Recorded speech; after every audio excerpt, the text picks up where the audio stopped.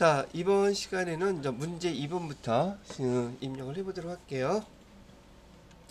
문제 2번은 그냥 일반 전표 입력에 대한 문제가 나와 있고요. 이 점수로는 18점. 거래당 일반 전표 입력 메뉴 하나당 3점씩 6문제가 나와 있다는 뜻이고요. 그 다음에 여기 보시게 되면 제조경비는 몇 번대? 500번대라고 딱 명시를 해놓고 있고요. 판관비는 800번대 계정코드 사용하라고 되어 있습니다. 타계정 대체 적요번호 입력하는 거 반드시 입력해 주셔야 되고요. 그 다음에 거래처에 대한 그 코드 거래처도 등록을 꼭 해주세요. 자, 계정 과목은 별도로 없었을 때 가장 적절한 계정 과목으로 등록되어 있는 것 중에서 사용하십시오 라고 얘기를 하고 있네요. 자, 7월 10일부터 입력을 해볼게요. 자, 7월 10일 서창상사의 외상매출금 1000만원을 서창상사가 보유하고 있던 약소금 그 신흥기전에서 발행해서 배서양도 하는 것은 우리가 기존에 벌써 갖고 있던 바드러움을 사용하는 것으로 얘기한단 말이죠. 서창상사의 외상매출금, 지금 이 문제는요 여러분 헷갈리게 하려고 서창상사의 외상매출금인데 우리는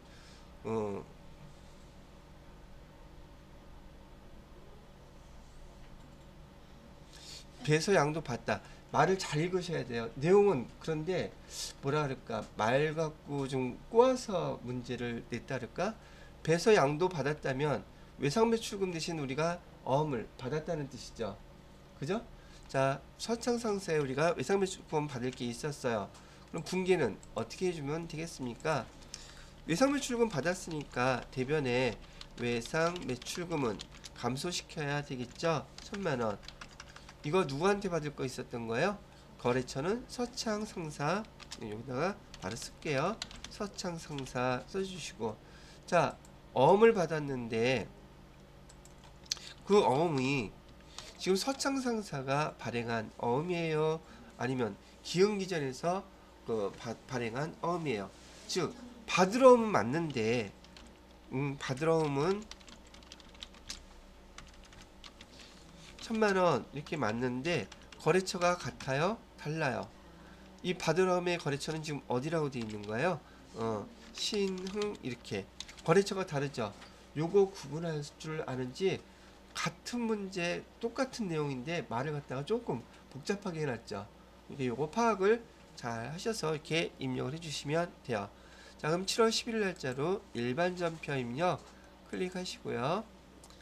날짜는 7월 10일, 차변에다가는 받으럼 해놓고 거래처는 여기 뭐였어? 신흥 걸로 해주셔야 되죠. 기존으로 1000만원 해주시고, 대변에다가는 외상매출금 우리가 받은 거예요. 여기 거래처는 서창이었었죠. 서창 거 외상매출금 이렇게 두 개 해주시게 되면 첫 번째 질문에 대한 답은 됐다는 얘기죠. 자, 두 번째는 8월 8일 거래고요. 지난달 근로소득 지급액에 대해서 월급 준 거라는 얘기겠죠. 원천징수세 예수금 나왔네요. 여러분 문제 읽을 때 말이죠, 계정들 사용해야 될 거 동그라미 쳐놓는 게 눈에 파악하기가 좋아요. 예수금 22만원 중에서 20만원은 보통예금으로 납부하고 나머지는 현금으로 납부했다고 얘기가 나와있네요. 원천징수세. 자, 그러면 납부할 때 어떻게 납부하겠어요? 예수금 지급했을 때 대변에 예수금 있었겠죠? 납부하니까 이번에는 차변으로 예수금 얼마 빼주시면 돼요. 예수금은 22만원 이렇게 빼주면 되겠죠. 그 다음에 대변에다가는 여기 보통예금에서 얼마 이체했다? 보통예금에서 20만원 이체를 했고, 나머지 2만원은요 현금으로 2만원 이렇게 납부했다 이렇게 기록하라는 얘기예요. 여기 현금 2만원 나갔다고 일반 그 출금 전표로 하지 말라는 뜻이에요. 차변 대변 구분해서 전표 하나의 전표로 이렇게 하라고 지금 나와 있는 거랍니다. 아시겠죠? 자, 그대로 해보도록 하겠습니다. 날짜는 8월 8일로 해주시고요. 8월 8일 차변에 예수금으로 해서 예수금 얼마였지? 예수금 22만원, 대변에다가 보통예금은 은행 기록하지 않으셔도 돼요. 여기 세무사회 시험에서는요. 그다음에 대변에다가 나머지는 현금 2만원 이렇게 회계 처리를 해주시면 된다는 얘기를 합니다. 자, 그 다음에 3번 문제를 보시게 되면 9월 30일 거래고요. 창고에 보관 중인 제품 720만원 화재로 소실됐다 그랬죠. 당사는 화재보험에 가입되어 있지 않다고 얘기하면, 자, 일단 여기 제품이 화재가 나서 못쓰게 됐다는 뜻이잖아요. 차변에 비용 처리해야 될 텐데, 이런 경우는 계정의 명칭이 재해 손실이라는 계정이에요. 재 손실로 얼마가 720만원 이렇게 써주시고요. 대변에다가는 뭐가 없어진 거예요? 상품이에요, 제품이에요? 또 제품 매출 쓰면 안 돼요. 이 판 게 아니라 재고자산이 없어진 거예요. 그래서 제품이라고 써놓고 금액은 얼마? 720만원 이렇게 써야죠. 자, 근데 얘가 지금 재고자산이라고 얘기했잖아요. 재고자산은 이렇게 감소하게 되면 얘가 상품이 됐던 제품이 됐던 원재료가 됐던, 우선 상품이나 제품인 경우에는 차변이 어떤 비용으로 처리돼야 돼요? 정상적으로 쓴다면, 정상적이라면 상품이 줄어들게 되면 얘는 매출 원가가 돼야지 돼요. 근데 얘는 매출 원가 지금 팔린 게 아니죠. 그러면서 재고자산이 감소했죠. 원래는 뭐가 쓰여져야 되는데 매출 원가가 쓰여야 되는데 매출 원가가 아닌 다른 계정이 쓰였죠. 이럴 경우 여기 재고자산인 제품 적요란에다가 뭐라고 써주라고요? 8번, 코드번호는 8번이고요. 타 계정 대체, 이걸 반드시 선택해 주셔야 돼요. 이거 안 하면 틀려요. 아시겠죠? 근데 요거 타계정 대체에 대한 건 요 내용들 제가 여러 번 얘기해 드렸었는데 실제로 사용해 보는 것은 처음이죠. 자, 그래서 요거 9월 30일 거래를 입력하고 반영하는 방법 해보도록 하겠습니다. 날짜는 9월 30일 날로 해주시고요. 차변에다가는 재해 손실 계정 과목 선택해 주시고, 금액은 720만원, 그 다음에 대변에다가는 제품이라고 해주시고요. 적요에다가 적요 코드 이렇게 간 거 보시게 되면 밑에 확인 좀 해보세요. 그 적요란의 코드에다가 커서를 갔더니 요 적요란 코드 여러 가지가 있죠. 그 중에서 어떤 거라는 얘기예요? 타 계정으로인지 타 계정에서인지 이거에 따라서 다르거든요. 여러분 코드 번호 몇 번으로 기억해놔라? 8번. 적요란에 여러분이 별도로 이렇게 직접 표시하는 거는 회계 1급상까지 이거 하나밖에 없어요. 그래서 여기 타 계정 대체 몇 번? 8번이라고 이렇게 입력을 해주시란 얘기예요.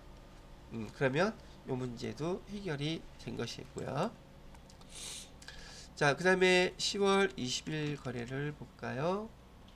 10월 20일 상록에 판매한 제품을 화물차로 발송하면서 판매했다 그랬어요. 뭐를? 제품을 판매하고 발송운임 25만원 현금으로 지급하고 운송장 받았다고 했는데, 얘는 출금 거래로 하면 되고 운임비를 계정 뭐라고 쓰시면 되겠어요? 판매했을 때 운반비가 발생하게 되면 별도로 써준다. 그래서 차변에 기정모 운반비 25만원 이렇게 써주시고, 대변에다가는 현금이니까 현금은 뭐 차변 대변 나눠서 써주셔도 되고 출금전표로 써도 상관없겠죠. 자, 날짜는 1월 20일 거래로 봅니다. 이 거래는 아주 흔하게 나오는 거래예요. 운반비가 이게 824, 524, 판매는 공장에서 판매합니까? 본사에서 판매합니까? 그러면 500번일까요? 800번일까요? 예, 그렇습니다. 800번이에요, 이거는. 판매는 몇 번? 800번. 판관비예요. 판매하면서 발생하는 비용이기 때문에요. 날짜 10월 20일로 10월 20일 맞죠? 해주시고요. 출금전표로 한 다음에 운반비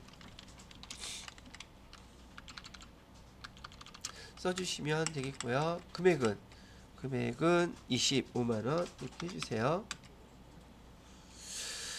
자, 그 다음에 11월 8일 거래인가요? 보유하고 있던 자기주식, 이건 자본 계정이네요. 여러분들은 자본 계정도 어렵지 않게 이해할 거라고 봐요. 300주 주당 액면가액은 1,000원, 주당 취득가액은 1,500원, 주당 1,300원에 처분하고 대금은 모두 현금 처분했다. 처분 전 자기 주식 처분이익 계정 잔액 없는 것으로 알아. 있으면 걔부터 없애줘야 되죠. 근데 없다고 했으니까 자 보세요. 처음에 취득할 때 자기 주식 300주라 그랬는데 얼마에 취득했대요? 1,500원에 취득했다 그러죠. 그러면 금액은 얼마였었겠어요? 취득할 당시에. 그래서 취득할 당시만 먼저 한번 써볼게요. 차변에 자기 주식이라고 이렇게 써놓겠죠. 300원 곱하기 1,500원 하게 되면 15만원, 45만원 되겠네요. 45만원 이렇게 기록이 되어 있었고 대변에다가 뭐 현금으로 수취했다고 얘기하자고요. 샀다고. 자, 근데 얘를 지금 처분하고 있죠. 자, 차변에 1,500원 주고 샀던 것인데 1,300원에 처분하고 있으니 한 주당 얼마를 손해받겠어요? 200원씩 손해받겠죠. 근데 일단 현금으로 돈 받았다고 하니 300주 곱하기 1,300원 해야지 돈 받은 게 생기겠죠. 현금은 얼마를 받았겠어요? 39만원 받았겠죠. 그 다음에 우리가 갖고 있던 자기 주식은 얼마가 됐어요? 얼마짜리 지금 파는 거예요? 45만원짜리 파는 거죠. 자, 그러면 우리 자기 주식 팔아서 손해가 발생했네요. 자기 주식 처분 손실 이렇게 해서 얼마 써주면 돼요? 6만원 써주시면 되겠네요. 그죠? 자, 자기 주식 샀을 때 액면가 할 필요가 있어요? 없어요? 증자 또는 감자 아니면 자본금 액면가에 손대지 않습니다. 그래요. 그래서 이렇게 처리를 해주시면 되겠네요. 날짜는 11월 8일이고요. 날짜는 11월 8일. 차변에다가는 현금 39만원 받았고요. 그 다음에 자기 주식 처분 손실로 해서 6만원 해주시고 자기 주식은 45만원 주고 샀던 거 다 팔았죠. 이렇게 회계 처리 해주시면 질문에 대한 답이 되겠습니다. 자, 그 다음에 6번 문제를 보니까 12월 26일 연말 불이익규성금 300만원 현금으로 지급했다. 이거 뭘로 써요? 아우, 예. 쉬운 것들은 잘 맞추세요. 틀리지 말고. 어려운 거 틀리지 않으려고 바둥바둥 하지 말고 쉬운 문제, 틀려서는 안 될 문제 그런 것들은 틀리지 않도록 해주시면 되겠죠. 현금으로 줬다고 하니까 출금전표를 하고요. 기부금 해서 금액은 300만원 예, 이렇게 해주시게 되면 일반전표 입력 문제 6개를 한번 쭉 다 일반전표 입력에다가 입력을 해보신 거랍니다. 자, 문제 3번서부터는 이번에는 부가가치세 그 증빙서류, 부가가치 서류와 관련되어 있는 부가가치세 증빙서류들을 매입 매출전표에다가 입력하는 거예요. 똑같이 18점으로 되어 있고요. 문항수는 6문제가 출제됩니다. 자, 날짜를 보아하니 자, 이것도 좀 복습할 겸 제 설명부터 좀 들어보세요. 날짜는 8월 25일 날 매입 매출전표에다가 입력할 것이고 제가 입력할 때 반드시 여기 증빙서류를 보고 부가세 유형 선택하라 그랬었죠. 여기 부가세 유형 선택하기 위해서 증빙서류를 봤더니 증빙서류가 뭐예요? 지금 계산서죠. 근데 매출인지 매입인지 구분해 봐야겠죠. 자, 영업부의 거래처인 맘모스 물산의 사업장 확장 이전을 축하하기 위하여 축하 화환을 현금으로 구입해서 전자계산서를 발급해 줬다고 보냈다고 얘기를 하고 있네요. 그죠? 자, 그러면 일단 8월 25일 날짜로 지금 뭐를 샀어요? 화환 샀죠. 매출이에요? 매입이에요? 매입에서 증빙서류 뭐예요? 계산서면 그 코드 번호 몇 번 써야 돼요? 줘봐. 불공은 세금 매입 세금계산서일 때만 적용된다 그랬었죠? 계산서는 몇 번 쓰기로 했어요? 계산서 53번이에요. 근데 지금 유리 씨가 왜 그 얘기했는지 알아요? 접대비라고 생각했기 때문에. 그래서 제가 그게 먼저가 아니라 뭐가 먼저다? 증빙서류가 먼저라고요. 아시겠죠? 지난번에는 선희 씨가 그런 얘기 하더니 오늘은 아무 얘기를 안 하시네. 알아들었단 얘기? 근데 이렇게 한 번, 두 번 자꾸 실수하다 보면은요, 시험 보러 가셔서만 해내시고 틀리지 않으시면 돼요. 자, 그러면 내용을 보고서 그대로 한번 입력을 해볼게요. 여기 일반 전표가 아니라 이제 우리 메인 매출 전표에다가 입력하셔야지 되겠죠. 날짜는 8월 25일 거고요. 25일. 자, 부가세 유형은 매입 중에서 얘는 그 옆에 뜨는 게 아니라 여기 부가세 유형 밑에 나와 있죠. 여기서 면세에 해당되는 계산서 이렇게 가르쳐 주고 있잖아요. 그래서 부가세 유형은 53번 입력해 주시고요. 품목은 화환 써주세요. 수량은 한 개라고 되어 있고요. 금액은 20만원 쓰게 되면 20만원 되어 있고요. 거래처는 남동 꽃시장에서 전자계산서 받았고요. 분기는 금액을 뭘로 했다 그랬죠? 현금으로 구입했다고 하니까 1번 해주시고, 근데 여기 원재료가 아니라 뭘로 바꿔주셔야 돼요? 계정은 그대로 접대비 해주셔야겠죠. 접대비인데 접대비가 500번인지 800번인지 구분하셔야 되잖아요. 500번이겠어요? 800번이겠어요? 왜 800번이죠? 영업부는 800번. 자, 그래서 800번 대 접대비로 이렇게 비용 문제가 나오게 되면 500번인지 800번인지 반드시 구분을 해주셔야 됩니다. 자, 두 번째 문제 보도록 할게요. 날짜는 9월 5일 거래고요. 공장 부지로 사용할 토지 나왔네요. 자, 발생한 중개수수료 550만원, 부가가치세가 포함됐다고 이렇게 얘기를 하게 되면 얘 의미는 공급 대가란 뜻이죠. 그러면 우리는 입력할 때 공급가액하고 세액하고 구분을 해서 입력해야 되잖아요. 그러면 얘 계산할 때 어떻게 하라 그랬어요?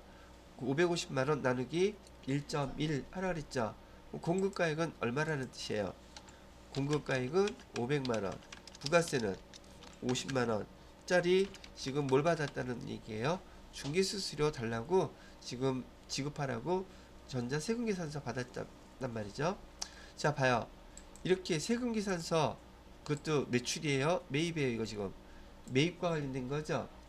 세금계산서 받았을 때 토지와 관련됐으면 불공사항이죠. 이때 불공 처리하는 거죠. 그래서 여기에 대해서 매입 세금계산서 받았을 때 51번 과세인지 54번 불공인지 그거 판단하는 거예요. 이해되셨죠? 그러면 이걸 불공 처리하게 되면 공급가액 세액 요거 나눠지겠어요? 안 나눠지겠어요? 합쳐져서 회계 처리해줘야 되겠죠. 계정은 뭘로 처리해야 돼요? 중개수수료 550만원은 다 어디서 발생한 거다? 토지에서 발생한 거죠. 토지라고 써주셔야 된다는 얘기예요. 자, 한번 보도록 할게요. 9월 5일 날짜 입력합니다. 날짜는 9월 5일 해주시고요. 유형은 지금 54번 불공사항이죠. 품목은 토지라고 얘기를 했었고요. 토지 중개수수료네요. 토지 중개수수료. 자, 공급가액은 500만원이었고 세액은 50만원짜리로 거래처는 한화. 자, 세금계산서 발급받았죠. 그 다음에 거래처 유형 불공사유 뭐에 해당이 돼요? F2 눌러보시게 되면 토지의 자본 지출 관련 요거 6번 되겠네요. 선택해 주시고 분기는 뭘로 있죠?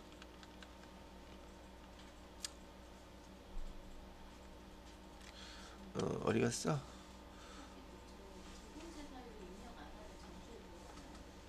예, 틀리게 될 감점, 최소한 감점이든지 틀리게 될 거예요. 왜? 이거 중요한 내용이기 때문에.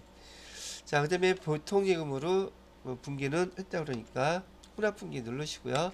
원재료 쓰시면 안 되죠, 그죠? 혼합 누르게 되면 그 회계 처리 완성시켜 주셔야 한다 그랬어요. 그 밑에 또 빨간색 떠 있고요, 차익도. 자, 원재료 대신에 뭐라고 써준다? 토지라고 써주셔야 될 것이고요. 대변에다가는 뭐라고 써요? 돈은 보통 예금으로 지급했다고 했으니까 보통 예금 해주시고, 그다음에 550만 원 이렇게 처리해 주시면 돼요.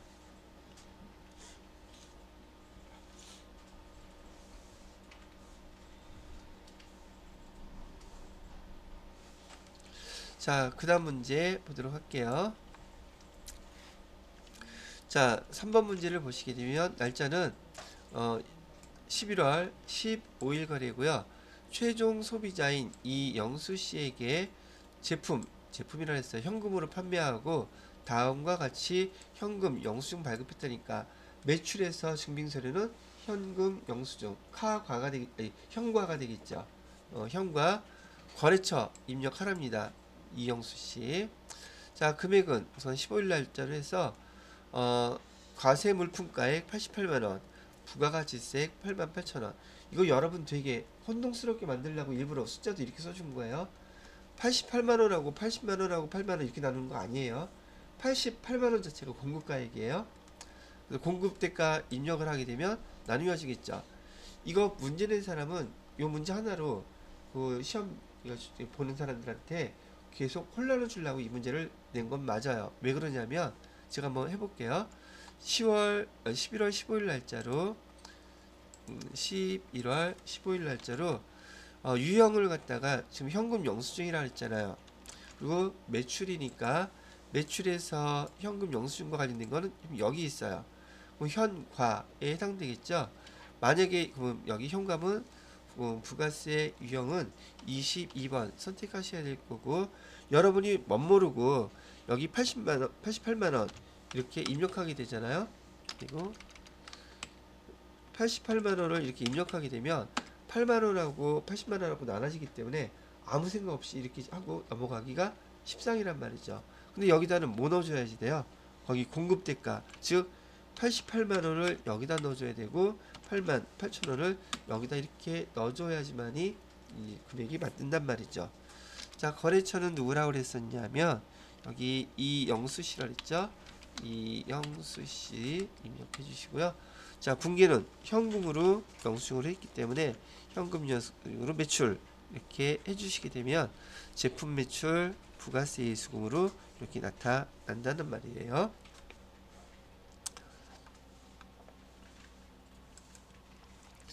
자, 그 다음에 여기 4번 문제를 보시게 되면 11월 19일 거래예요.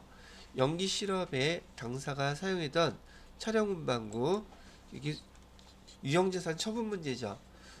유형재산 처분 문제는 여러분이 여기 시험 문제에서 회계 1급 세무 2급 빠지지 않고 출제되는 문제라고 제가 말씀을 해드렸어요. 처분을 어떻게 회계 처리해야 되는지 또 다시 한번 연습해 놓고 입력을 해보도록 하겠습니다. 자, 보시죠. 첫 번째 반드시 해야 될 거, 차량 운반구의 취득원가를 기록해 주세요. 취득원가는 얼마였었대요? 5천만 원이었다고 했었고요. 현재 감가상각 누계액 얼마래요? 두 번째 감가상각 누계 3,500만 원이래요. 자, 그러면 장부가액은 얼마가 계산이 되나요? 장부가액은 1,500만 원짜리라고 우리는 알고 있다는 얘기죠. 근데 얘를 얼마에 처분을 했대요? 처분한 금액이 1,250만 원에 팔았으니 250만 원은 결과론적으로 어떻게 되겠어요? 손해를 보겠죠. 그래서 마이너스 250만 원. 바로 이 금액이 우리가 회계처리 인정할 때, 회계처리할 때 뭐가 돼야 될 금액이다? 유형자산 처분 손실로 기록이 돼야 될 금액이 바로 이에요. 유형자산 처분 손실. 자, 그런데 지금 여기 보시게 되면 이 대금, 우리가 받아야 될 대금이죠. 보통예금 계좌로 입금이 됐대요. 그럼 보통예금 계좌에 얼마가 입금이 됐을까? 지금 문제에서 우리가 받아야 될 돈은 얘였었어요. 얘는 공급가액이죠. 근데 우리는 뭐까지 받아놔야 돼요? 부가세까지 받아놔야 되잖아요. 125만원. 그쵸? 그것까지 계산해서 써주셔야지 돼요. 자, 회계 처리하는 거 봅니다. 이렇게 유형자산 처분 문제는 제가 반드시 요 모양으로 정리를 해 놓은 다음에 회계 처리 시작하라 그랬었어요. 어떻게? 자, 첫 번째, 차량 운반구 팔았다면서요. 차량 운반구는 자산 계정인데 팔았으니까 대변으로 뭐가 없어진다? 차량 운반구 취득원가 전체를 다 이렇게 없애 주셔야지 돼요. 첫 번째 거 끝. 그럼 두 번째 거, 차량 운반구가 비용화된 거 묶어놓은 거 얘도 없어져야 되겠죠. 그럼 얘는 자동으로 차변에 뭐라고 쓴다? 감가, 상가, 누계 해서 얼마 없애줘요? 3,500만원 이렇게 없애주면 돼요. 그러면 취득원가인 5천만원짜리 차량 운반과 비용화 시켰던 여기 3,500만원 두 개의 차익이 결국 장부가액이죠. 장부가액은 별도로 기록할 필요가 없어요. 그리고 우리가 받아야 될 돈 얼마를 받아야 돼요? 1250만원에다가 부가세까지 포함한 거 받아야 되잖아요. 그래서 얼마를 받아야 된다? 1375만원을 받아야 되겠죠? 받아야 될 돈 얼마 통장에 들어왔겠어요? 보통 예금에 1375만원이 이렇게 지금 들어와 있겠죠. 그리고 이 기록이 다 끝나게 되면 우린 맨 마지막으로 차변회합계의 금액과 대변회합계의 금액 다 합친 거 차익이 얼마가 나야 돼요? 250만원이 이익이 돼야 되겠어요? 손실이 돼야 되겠어요?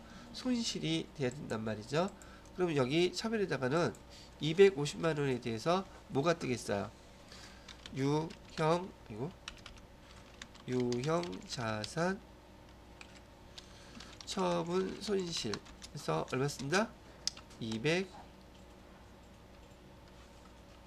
250만원 이렇게 쓰면 차변회합계의 금액과 대변회합계의 금액이 딱 일치해야 되는데 금액이 일치하지 않아. 얼마가 일치하지 않아요? 차량을 이렇게 팔게 되면 부가세 예수금은 자동으로 쳐지게 될 텐데 부가세 예수금은 얼마였었어요? 125만원이었었죠. 부가세 예수금은 여러분이 메인 매출 전표에다가 입력하시게 되면 부가세 예수금은 자동으로 이 금액이 딱 이렇게 와 있단 말이죠. 얘 손댈 필요가 있다 없다? 얘는 손댈 필요가 없는 거예요. 그래서 이 문제 하나 갖고 잘 연습하시기 바랍니다. 회계 1급, 세무 2급, FTT 2급, TT 1급 할 거 없이 아주 버라이어티하게 다 항상 출제되는 문제라고 보시면 된다는 얘기죠. 그럼 전 여기 회계 처리한 이 금액을 갖다가 그대로 이렇게 입력을 해보도록 하겠습니다. 날짜는 11월 19일이고요. 자, 부가세 유형은 매출이죠. 매출이고 증빙서류가 전자 세금계산서니까 그냥 11번 입력하시면 되겠네요. 왜 차량 운반구 매각했으니까 공급가액은 얼마에 팔았다 그랬냐면 부가가치세 별도라 그랬어요. 여기 1250만원짜리 부가세는 별도니까 125만원. 거래처는 연기실업에 팔았대요. 연기실업에 팔았다는 얘기고 전자세금계산서 발급했대요. 1번 분계는 혼합분계 해주셔야겠죠. 자, 공급가액 세액 입력을 했기 때문에 대변에 여기 지금 부가세 예수금 125만원은 이렇게 벌써 와 있단 말이죠. 자, 뭐를 바꿔주면 돼요? 제품 매출이 아니라 차량 운반구로 바꿔주셔야 되고 금액은 취득원가 5천만원 다 이렇게 써주셔야 되고요. 차별에다가는 차량 운반구의 그 감가상각 누계 금액은 3,500만원이었었죠. 자, 그다음에 우리가 받은 돈 보통예금으로 입금된 돈은 여기 위에 보시게 되면 요 금액 두 개 합친 금액이죠. 그죠? 두 개 합친 금액이 1375만원이라고 했으니까 1375만원 이렇게 하고 자, 대차 차익 딱 위에 얼마 떠 있어요? 250만원 떠 있죠? 얘는 뭐예요? 유형자산 처분 손실이겠죠. 유형자산 처분 손실 이렇게 해서 250만원 입력해 주시는 바랍니다. 요게 계정이 유형자산 처분 문제가 계정이 복잡하게 나오기 때문에 조금 연습하지 않으면 자꾸 틀려요. 근데 한번 연습해 두면 거의 안 틀립니다. 그래서 제가 옛날에 아주 처음 이거 배울 때 유형자산 처분에 대한 그 회계 처리하는 걸 되게 골치 아파했었거든요. 아, 이상하게 복잡하니까 하기 싫더라고요. 근데 해야 돼요. 그래서 네, 이건 실무에서 여러분이 직접 많이 다루실 항목이기 때문에 그렇습니다. 자, 그 다음에 5번 문제 이번에 볼까요?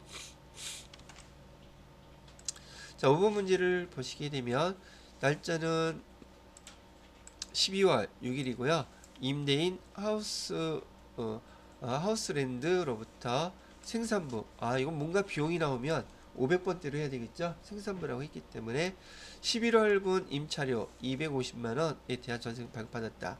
자, 지금 돈은 지급하지 않았다는 얘기죠. 12월 6일부로 지금 부가집세 별도로 전자세금 개선 발급을 받았다고 하니 매입이 되겠죠. 자, 그래서 날짜를 입력해 보겠습니다. 날짜는 12월 6일 이렇게 해주시면 되겠고요. 자, 유형은 매입세금계산서 받았는데 불공사가 아니죠? 그럼 51번이고요. 품목은 11월 임대료 11월 임대료라고 써주시고요. 수량 단가는 없고 금액은 250만원이네요. 자, 거래처 누구한테 받았나 했더니 하우스랜드. 자, 세금계산서 받았고요. 분계는 혼합분계로 해야 되겠네요. 자, 부가세 더 있고요. 여기 우리가 돈 빌린 거죠. 그래서 건물 임차료 해서 엔터 치면은 저기 500번대 임차료라고 그랬어요. 여기 생산부라고 했으니까 500번대 임차료 금액 250만원 해주시고요. 대변에다가 돈을 아직 지급하지 않았다네요. 미지급금 해주시고 거래처 하우스랜드 이렇게 써주시면 되겠습니다.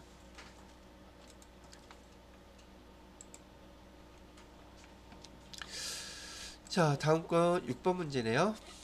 날짜는 12월 11일 구매 확인서에 의해서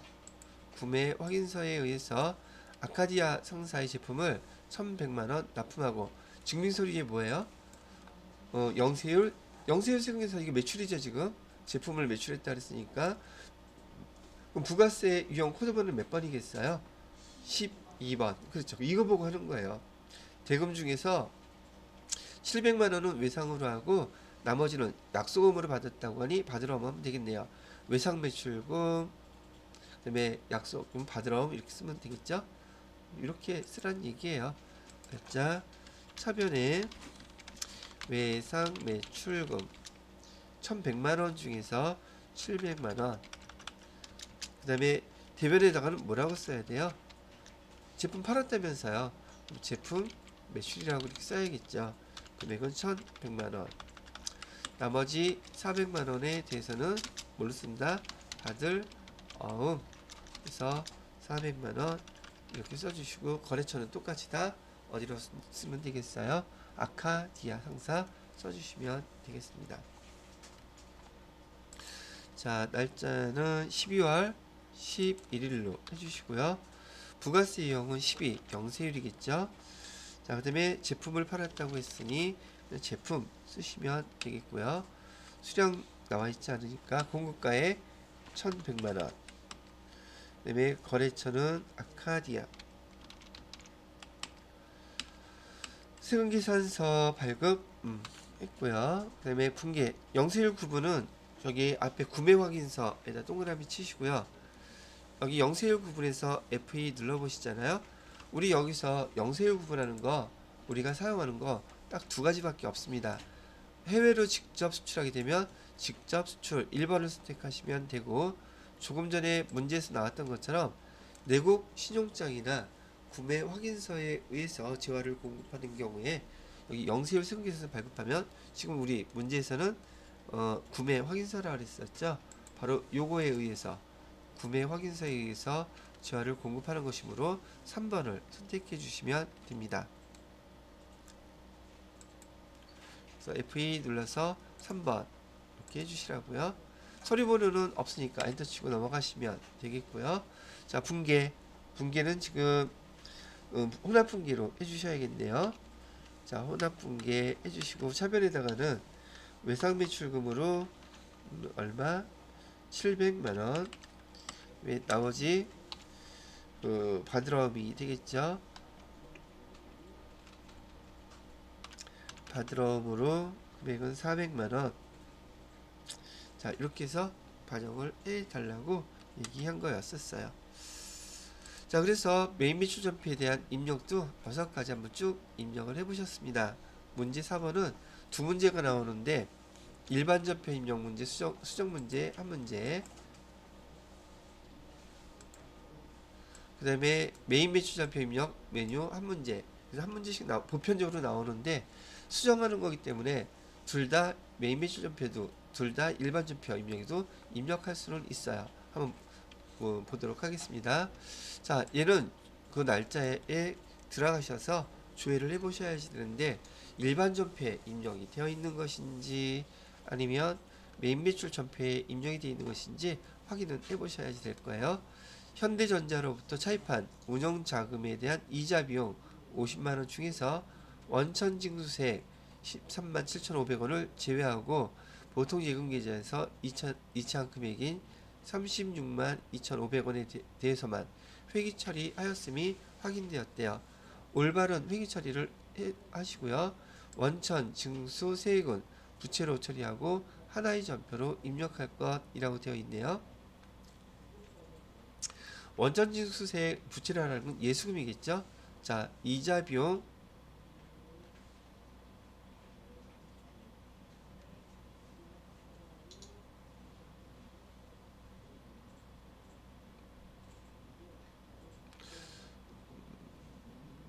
자, 그럼 요 8월 31일 날짜로 오류가 어떻게 났는지 한번 구분해 보도록 하겠습니다. 날짜는 8월 31일 거. 지금 이제 메인 매출 전표에서 저기 조회를 해야 되겠어요? 일반 전표에서 조회해야 되겠어요? 일반 전표에서 해야 되겠죠? 일반 전표로 가셔가지고 8월 31일 분기를 조회합니다. 8월 31일 조회했더니 차변에 36만 2,500원이라고 해서 이자 비용 보통예금으로 빠져나간 것만 처리를 했대요. 근데 이자 비용은 얼마였다는 얘기예요? 50만 원이었다고 얘기하는 거죠. 그래서 여기 이자 비용은 50만 원으로 이렇게 수정을 해주시고요. 보통예금으로 나간 거는 36만 2,500원이고 나머지 13만 7,500원은 예수금이라는 기종으로 이렇게 바꿔주세요 라고 얘기하는 거예요. 그럼 이렇게 하면은 8월 30일 날짜에 전표가 잘못 기입된 것을 수정해 준 항목이 되더란 얘기죠. 자, 이번에는 10월 2일 영국의 톰스사에 직수출하고 직수출에다 동그라미 쳐놓으시고요. 얘가 바로 외국으로 수출할 때 직수출하는 것이기 때문에 우리가 영세율 선택해야 되고요. 영세율 선택한 것 중에서도 코드 번호는 16번이 직수출이에요. 그래서 수출할 때 16번은 부가세 이용 코드 번호를 사용하셔야 된다는 얘기죠. 뭐에 대해서는 직수출이라는 걸 보시게 된다면, 자, 제품 매출액은 3,000달러당 1,200원으로 환산했다고 하니까 이거 또 얼마야? 360만 원이 들려나?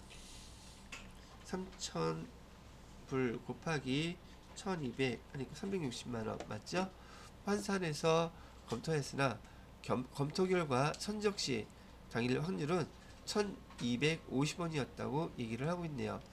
자, 그러면 계산을 한번 해보도록 하자고요.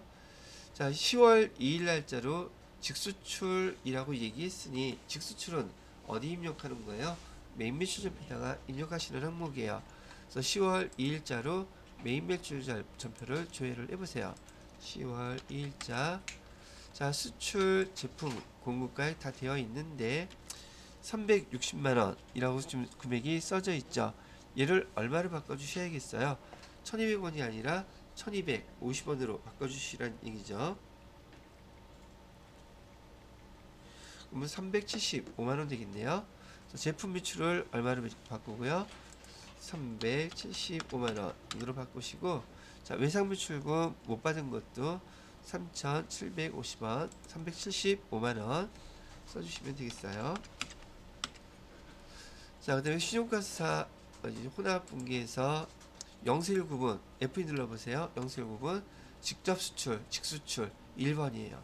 선택해 주실 때 자, 이렇게 입력해 주시면 매매출전표 입력에 대한 것도 마무리가 되었죠.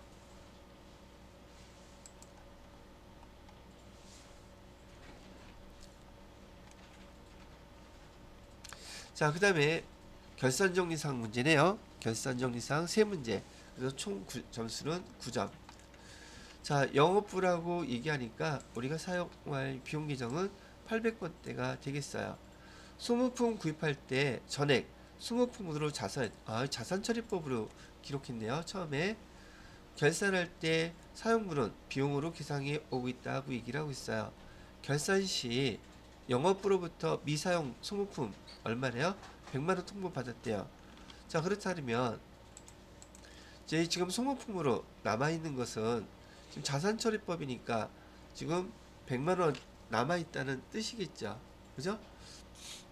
미사용분이 100만원이다. 근데 자산처리법으로 기록하려면 그 자산이 지금 100만원어치 남았다고는 하지만 소모품을 얼마치 사용했는지 알아야 될 거 아니겠어요? 그래서 처음에 우리 소모품을 샀을 때 소모품 조회를 해가지고 조회해서 얼마치 사갖고 왔는데 100만원이 남았는지 알아야 돼요. 그래야지 재고자산인 소모품이 감소한 만큼 비용 처리해야 되지 않겠어요? 그래서 얘는 지금 계정을 모르기 때문에 계정별 원장을 조회를 하겠습니다. 그래서 계정별 원장 조회하셔서요. 날짜는 언제인지 모르니까 1월 1일부터 12월 31일까지 계정은 소모품이라고 쓰셔야 돼요. 소모품 자산 계정으로 173 해봤더니 7월 11일 날 소모품 얼마치 사왔어요? 250만원어치 사왔죠. 그리고 회계 처리된 거 봐요. 차변에 소모품 250만원, 대변에 금액 나갔죠. 근데 지금 남아있는 거 얼마 남았대요? 소모품 재고자산이 기말에 100만원 남았다죠. 자, 250만원어치 사갖고 왔는데 지금 100만원 남았다고 하면 재고자산이 얼마만큼 사용이 된 거예요. 그럼 대변에 250만원 중에서 소모품 자산처리법으로 해놨기 때문에 사용된 소모품만큼은 감소시켜줘야 되겠죠. 그래서 그 금액은 얼마로? 150만원 이렇게 감소가 됐고 사용했으니까 차변에 사용한 것만큼은 못 처리하라고 배웠죠. 차변에 소모품 비용 처리해야 돼요. 그래서 150만원 이렇게 회계 처리를 해주라는 얘기예요. 이게 자산처리법에서 회계 처리하는 방법이랍니다. 자, 그래서 여기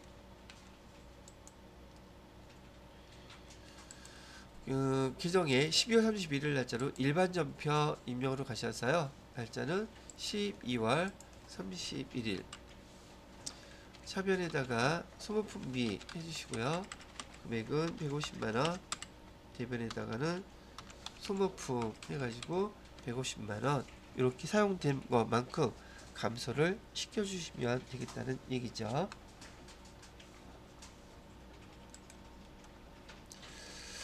자, 종 쳤으니까 잠깐 쉬었다가 나머지 문제 좀 조회 문제. 자, 두 번째 결산 정리사항 보시게 되면 12월 11일 날 실제 현금 보유액이 잔금 현금보다 57만원이 더 많대요. 자, 그러면은 현금 가부적으로 처리를 했었다고 얘기를 하고 있죠. 자, 그러면 여러분은 조회해 보시면 되고, 여기서 조회하기가 힘드니까 12월 11일 날 여러분이 조회해 보시면 차변에 자, 현금이 더 많은 거예요, 지금 적은 거예요? 현금이 더 많은 거죠. 많으면 차변에다가 현금 쓰라고 그랬죠. 돈 들어온 걸로 57만원 이렇게 써주신 거고, 자, 대변에 우리가 이 금액을 이제 찾아야지 돼요. 왜 이런 차이가 생겼는지. 그때 쓰는 계정은 현금 부족해서 57만원 이렇게 지금 써 놓아 있는 상태예요. 근데 결산일이 됐어요. 결산일이라고 하면 며칠을 뜻해요? 당연히 12월 31일을 뜻하는 것이고, 우리가 얘를 처리를 해야 되겠죠. 34만원은 선수금이었대요. 그 현금 과부족 중에서 얼마 찾았어요? 34만원은 찾았어요. 뭘로 찾았대요? 선수금으로. 선수금. 거래처는 어디? 건영. 이렇게 해서 34만원은 찾았다는 얘기고, 또 23만원은 차이 나는 거 더 이상 알 수 없다죠. 그럼 나머지는 다 뭘로 처리해야 돼요? 손실이에요. 잡이익이에요. 왜냐하면 이거 다 없애줘야 되잖아요. 그죠? 그래서 나머지 차익되는 금액은 현금이 많았었는데 왜 많았는지 더 이상 못 찾으니까 얘를 잡이익해서 얼마 써주시고 23만원 이렇게 써주시고, 차변에 뭐는 다 싹 없애줘야지 돼요. 현금과 부족을 사용했었으니 차변에 현금과 부족, 얘는 임시 계정이니까 잔액이 남아있으면 절대 안 된다고 얘기해 드렸죠. 이렇게 해서 뭘 없애줘야 된다? 현금 과부족 계정 이렇게 없애 주어야 잔액이 제로로 싹 없어지겠죠. 자, 이건 시험 문제 계정이고 실제로 이렇게 쓰면 된다 그랬어요, 안 된다 그랬어요? 이 계정 쓰면 안 돼요. 배웠다고 회사에 가서 나 이거 알아 그리고 쓰면 경칩니다. 그래서 이런 거 쓰는 건 아니고요. 일단 회계 처리상으로는 이렇게 처리해야 된다 그랬었고, 이런 현금 과부족 계정이 차이가 나게 되면 여러분은 계정 처리하는 게 아니라 메모지에다가 또는 여러분 노트에다가 은밀하게 메모해 놓고 열심히 찾아서 찾은 거 그때그때 반영해 주시면 되겠습니다. 자, 여기 2번 문제에 대해서 12월 31일 날 지금 써드린 것처럼 이렇게 회계 처리해 주세요. 자, 그럼 저도 날짜 12월 31일자로 차변에다가 현금 과부족, 현금 과부족이라고 써주시고 금액은 얼마였었어요? 57만원 다 없애주셔야 되겠죠. 자, 대변에다가는 선수금, 선수금 어디 거였었느냐면 건영 거였대요. 건영 상사의 선수금 써주시고 금액은 34만원. 그 다음에 나머지 금액은 잡이익 해서 금액을 23만원 이렇게 회계 처리해 주시면 되겠습니다. 자, 그 다음에 세 번째 문제를 보니까 기업회계 기준에 의해서 퇴직급여 충당 부채, 퇴직급여 추계액 100%를 설정하고 있다고 합니다. 퇴직급여 충당 부채는 관련된 자료가 다음과 같을 때 퇴직금 지급 시 퇴직급여 충당 부채와 상기하기로 합니다 라고 되어 있어요. 일단 여기 보시게 되면 우리 관리부가 있고요, 생산부가 있어요. 똑같은 퇴직급여라 할지라도 500번대, 800번대 구분해 주셔야 되는데, 일단 관리부 거부터 볼게요. 연초에 2,500만원이 있었는데 당기 설정액은 1,300만원이래요. 그 다음에 기중에 퇴직금 사용액은 지금 800만원이라고 하고요. 퇴직금 추계액은 올해 얼마라고 얘기가 나왔냐면 3천만원이라고 얘기하는 거예요. 여기 무슨 말이에요? 이런 말이에요. 자, 연초에 2,500만원의 퇴직급여 충당부채를 설정을 해놨었는데 중간에 지금 퇴직금 직원들이 퇴사를 했다는 얘기예요. 그래서 얼마를 사용했대요? 800만원은 사용했다는 얘기죠. 그럼 잔액이 얼마 남아 있겠어요? 빼게 되면 800 빼면 1700 남아 있겠죠. 그죠?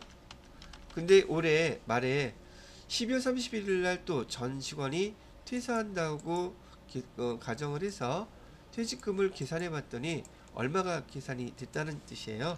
12월 31일 날 3천만 원이 있어야 된다는 얘기예요. 근데 우리 지금 퇴직급여 충당금 얼마 남아 있어요?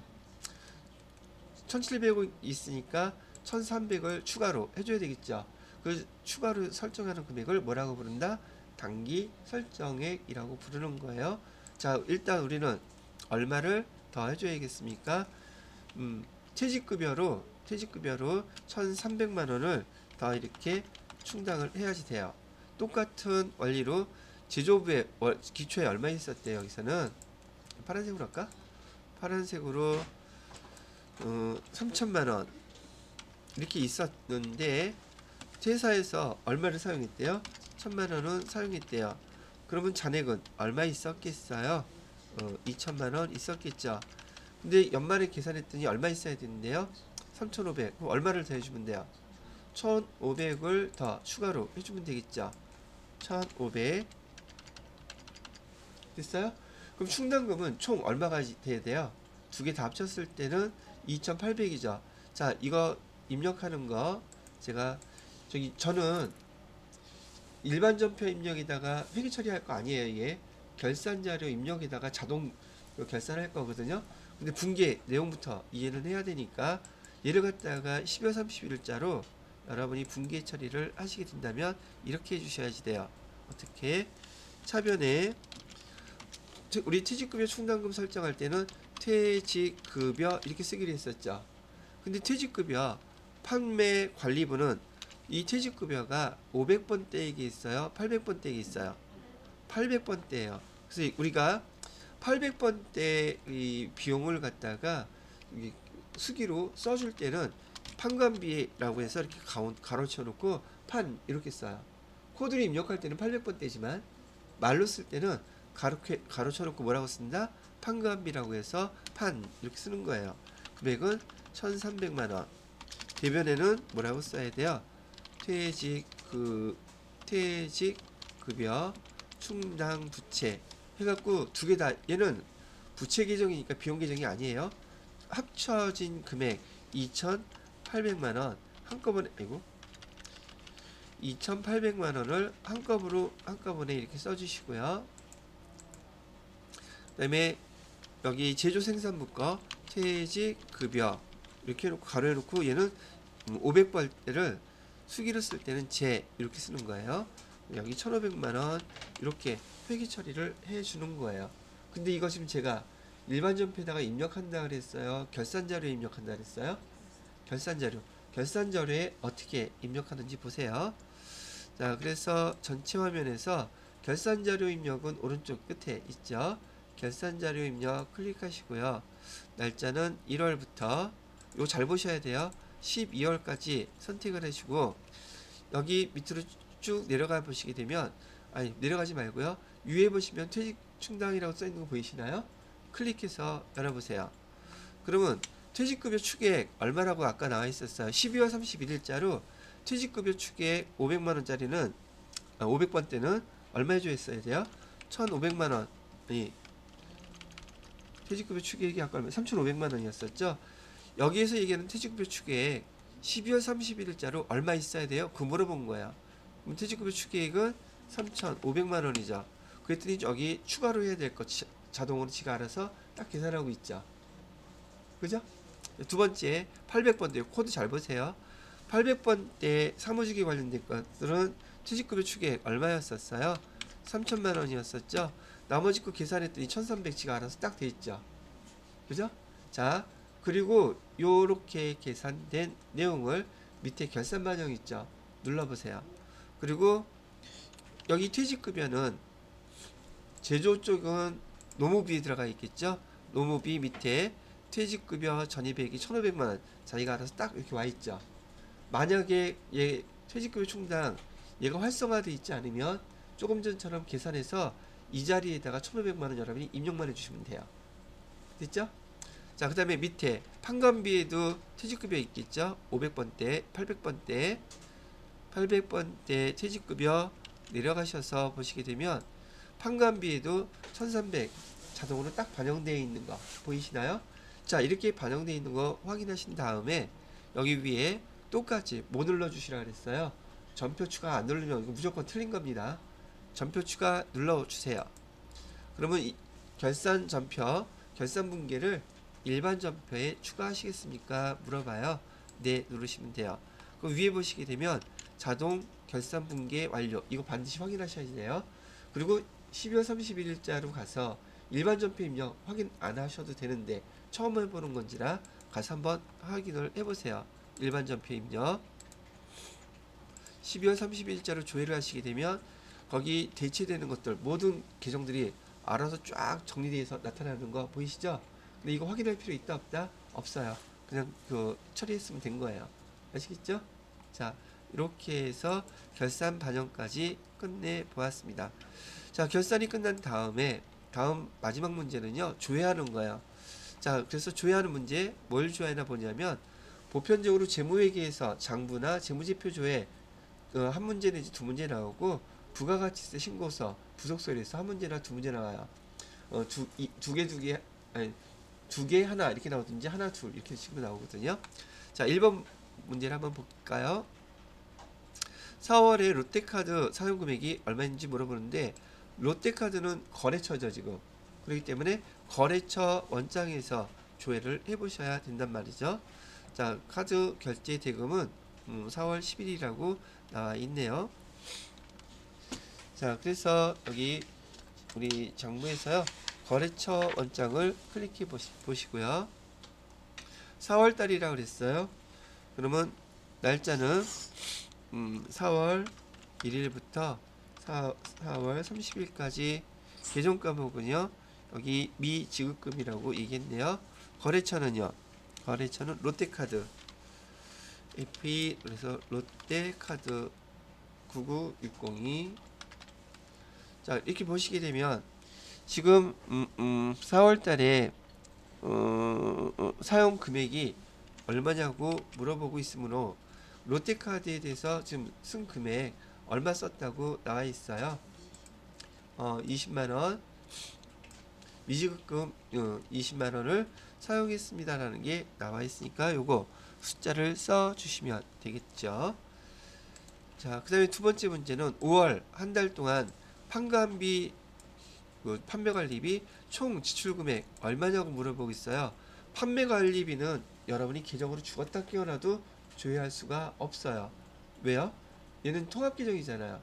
그리고 누계라면 손익계산서에서 찾겠지만 한 달 동안이라고 해서 중간에 날짜를 찾을 때에는 반드시 일개표, 월개표 찾으셔야 돼요. 그래서 일개표, 월개표를 조회하십니다. 근데 날짜가 얘가 한 달 동안 5월달 한 달이라 했으니까 일개표 5월 1일부터 5월 31일까지 입력하는 것보다 월 단위니까 월개표를 눌러서 5월, 여기도 5월 이렇게 하시게 되면 밑으로 쭉 내려가셔서 여기 판관비 합계금액 나와 있는 거 보이시죠? 여기 판관비 그 중에서 맨 왼쪽에 있는 거야. 자, 이것도 질문을 제가 두 가지로 여쭤볼게요. 판관비 있잖아요. 5월달 동안에 현금으로 지출된 거 얼마야? 그거 대체된 건 얼마예요? 요거. 그래서 5월 한 달 동안 총 여기 판관비 발생한 금액은 얼마죠? 여기서 시험 문제에서 물어본 거는 795만 7천 이거 물어본 거예요. 요거 답 써주시면 되는 것이죠. 이거는 FAT 1급이나 별반 다를 거 없죠? 예, 똑같은 거였었어요. 자, 그 다음에 마지막 문제가 뭐였었느냐면 1기 부가가치세 확정신고 기간에 전자세금계산서 발급분 중 주민등록번호 발급분 공급가액을 물어보고 있어요. 이 문제에서는 부가세에서 항상 공급가액을 물어보는지 세액을 물어보는지 공급 대가 물어보는지 요거 구분 잘 하셔야지 돼요. 자, 여기는 공급가액을 물어봤으니 부가 전자세금계산서 발급분 중이라고 그랬었잖아요. 자, 그러면 얘는 부속서류로서 세금계산서 합계표를 보셔야지 돼요. 여기 위에 화면을 보시게 되면 회계관리 옆에 그 모듈이 부가가치라고 되어 있죠. 부가가치 요거 클릭하시고요. 세금계산서 합계표를 조회하셔야지 돼요. 자, 그 다음에 얘는 1기 확정이라고 했으니까 4월부터 6월까지 조회를 해주시고요. 자, 그리고 여기 뭐라고 되어 있느냐면 전자세금계산서 발급 주민등록번호로 발급한 걸 물어보고 있어요. 자, 여기 한번 보세요. 주민등록번호 발급분은 여기 매출에서요. 사업자 번호 발급분은 얘기했고 그 다음에 주민등록 발급분은 요 밑에 이렇게 나와 있죠. 그럼 공급가액 물어봤잖아요. 얼마라고 대답하면 돼요? 500만 원? 예, 그렇게 대답하시면 됩니다. 그게 답이에요. 자, 이렇게 해서 여러분들한테 지금 전산 회계 1급 실무 파트에 대한 문제 104회죠. 104회에 대해서 실무까지 한번 쭉 다 설명을 해드렸습니다. 자, 다음 시간에는 제가 녹화 안 된 게 지금 102회가 안 돼 있거든요. 다음 시간에는 102회를 설명해 드리도록 하겠습니다. 자, 오늘 여기 수업은 여기까지 하도록 할게요.